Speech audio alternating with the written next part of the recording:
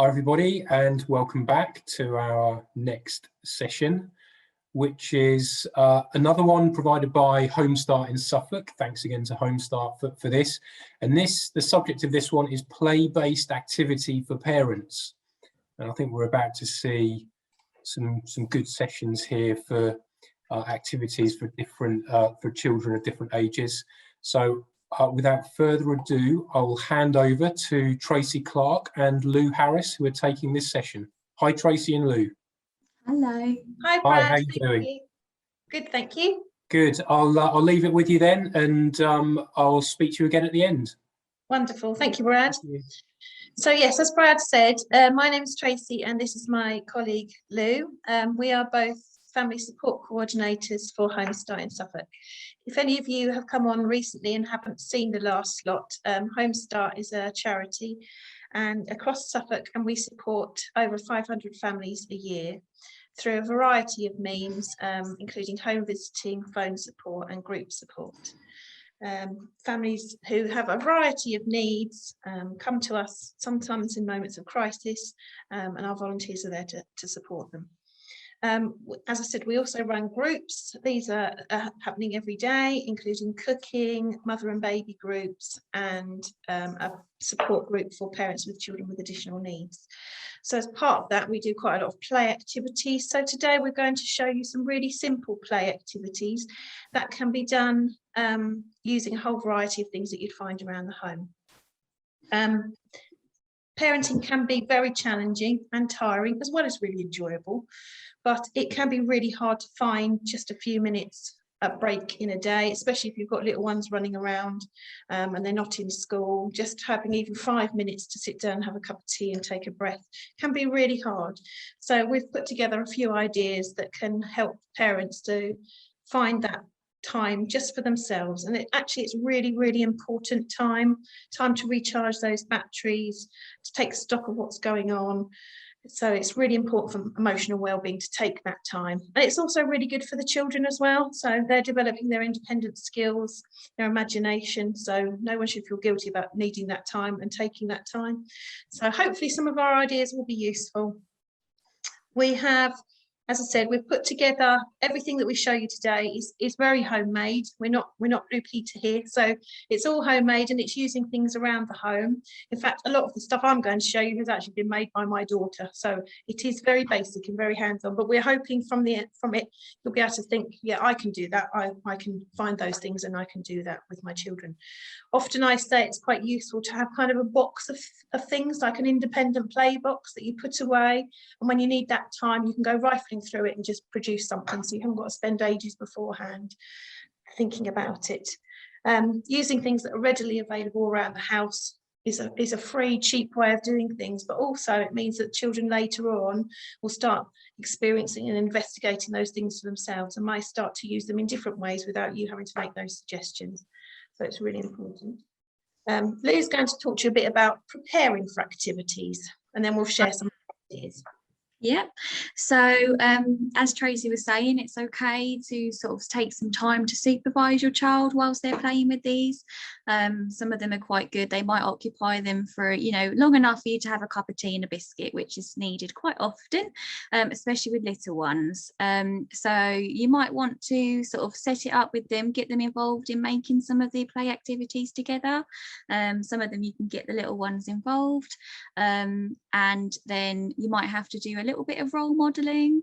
Maybe your baby or your little one might not know what to do, which in some ways is lovely. They can sort of play with it however they want to, but you might want to spend a couple of minutes just to sort of get their interest there, and then you can have a breather and see what they do on their own. Some of them might make a little bit of mess. We've got ones that involve paint and various things like that, which I know can be off-putting. So perhaps if it's a nice day, you might like to do it in the garden. You might like to have water and ready. You might have aprons, or look into getting an apron just to make your life a little bit easier, because we know it's going to go all over them, don't we, Tracy? So I don't know if you want to start with one of them, Tracy. Yeah, one of my okay. I'm going to start with one that's quite nice for little babies. It's sensory bags, and I've just made them really simply. You can get these bags on the internet or in sort of warehouse shops and that kind of thing, but if you buy one that's got a really good seal, then hopefully it won't leak out. So, and baby oil is a really good thing to use because it helps the objects slide around, but you can use water if you don't have baby oil. So here's one that I made this morning. So inside I've put leaves, flowers, bits and pieces, weeds that I found in the garden, and some glitter and some baby oil, so that can be put down on the floor with the babies and they can just play with it, move the objects around, or it can be stuck on the window for those ones that are standing, and they can move it around, and they're playing with those objects and moving them around, but you haven't got to worry about them actually having them and putting them in their mouth.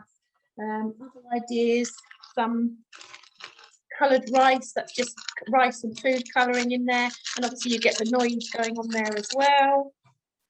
This one is baby oil and paint, just ordinary acrylic paint, and that means they can play with paint without it making a mess. That's a really nice one. Absolutely. Yeah. Then I'll move on. Oh, go on then. Go for it, Lou.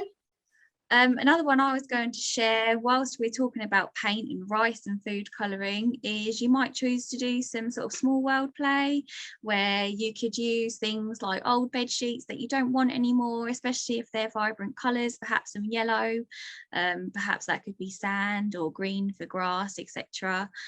Get out those trucks, get out those animals, let's make a farm perhaps. Let's have some grass for our cows, etc., and pop on there. And you can also get, other resources involved. You could use rice to scoop it up with the trucks, etc. That can be really good. You can sort of recreate anything. If you wanted to keep it more natural, perhaps a fairy garden might be nice, something brown. Bring in some leaves and twigs and all sorts of things from outside and see how you want to explore those. I'm sure that will keep them occupied for quite a few minutes, hopefully. One of the things lots of people have in their house, but you can actually make this, and I'll talk about it again at the end, but all of these ideas are on our Home Start in Suffolk website, and one of those is going to be a Play-Dough recipe. So if you don't have Play-Dough in the house, you can make it, and it's also quite safe for children who are mouthing things because it's natural objects. But anyway, so Play-Dough, but just they can experiment for ages with Play-Dough. They don't have to make anything specific, just playing with it, and then use things like rolling pins. You can get these plastic rolling pins really cheaply, or just plastic spoons and things, rolling them out, and they can feel the different pressures and different thicknesses. Get little cutters, either cookie cutters or anything, and make bits and pieces. But if you've got Play-Dough, another thing you can do is threading. So if you get, and this is really good for developing children's fine motor skills. So it's about getting objects that can be threaded onto things. So just a basic paper straw and a piece of pasta. So they can practice getting that on there. Obviously, depending on the age of the child and their dexterity, you can choose bigger or smaller objects. I've got pipe cleaners with pasta again. And then if they're sat in a high chair or something like that, obviously again, careful on what their age they are, but get a lump of plasticine and put in things like spaghetti. Obviously that's quite a thin one, or pipe cleaners, put them in there. We've got Cheerios or chocolate hoops, whatever they are on there. This here is a piece of insulating rubber, so I've cut that up, and that's quite a nice squidgy soft one. All these different textures, and while you're sort of introducing it to your child, you can talk about those things. So you can talk about the different textures and all the different words you can use. So that's one. If you don't have Play-Dough, another lovely thing is mashed potato, and then if you're putting only things in there that are edible, then you can leave them there with that on the high chair while you go off and make a sandwich or whatever. So yeah. Lou. Yeah. Another one that is really great because you can get them involved and maybe take some ownership of building it, but also there's lots of things they can do when it is built, is building a den. Some of you maybe have done that already, but old bed sheets and getting chairs and tables, blankets, that kind of thing. Let's make a den in the living room or even outside.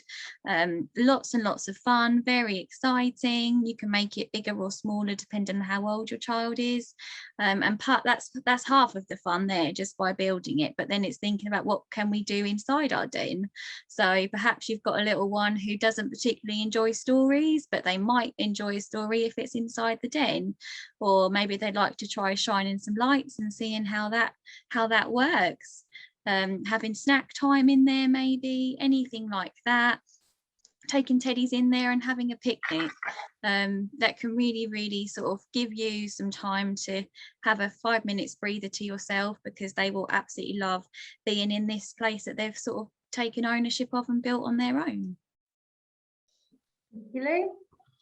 A simple car idea for cars, little cars that they've got. These are bits I found in the garden, so an old drain pipe, and basically they can just experiment with pushing the car down the drain pipe. If you're involved as well, you can talk about the different angles and things and speed, but if you haven't got that, I found an old piece of wood, so it's just setting it up.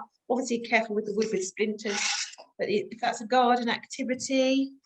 Or you've got, this is just a tube that was in the middle of wrapping paper, so I've cut that in half so they can enjoy sending cars down the tubes.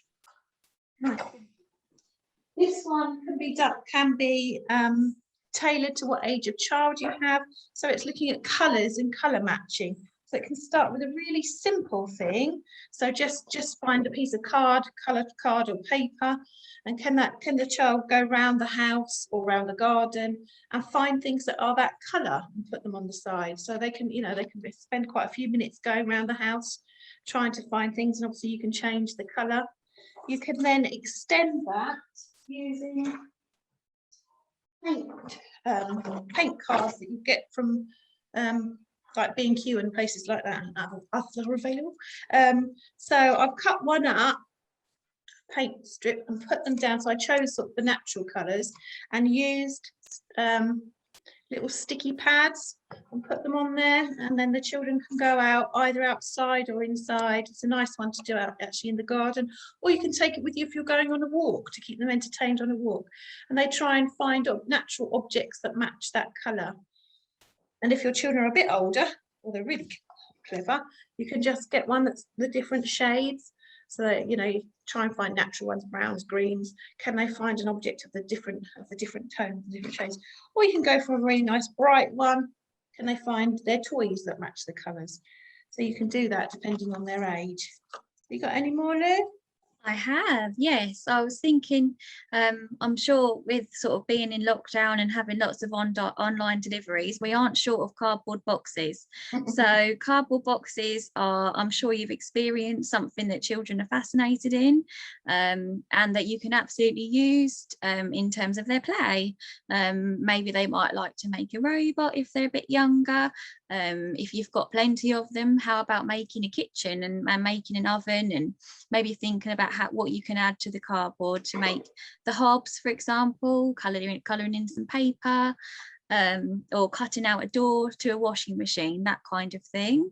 If they're a bit older, they might like to do some junk modelling, or maybe sort of making something that they can wear out of cardboard, whether that be a hat or a bracelet or something like that. Can be really good. Thank you.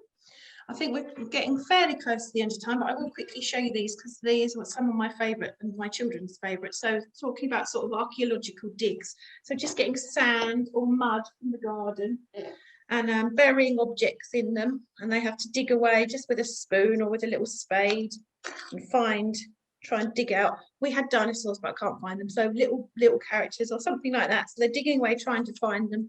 Depending on how much time you need, you could bury really tiny things. It might take them a bit longer.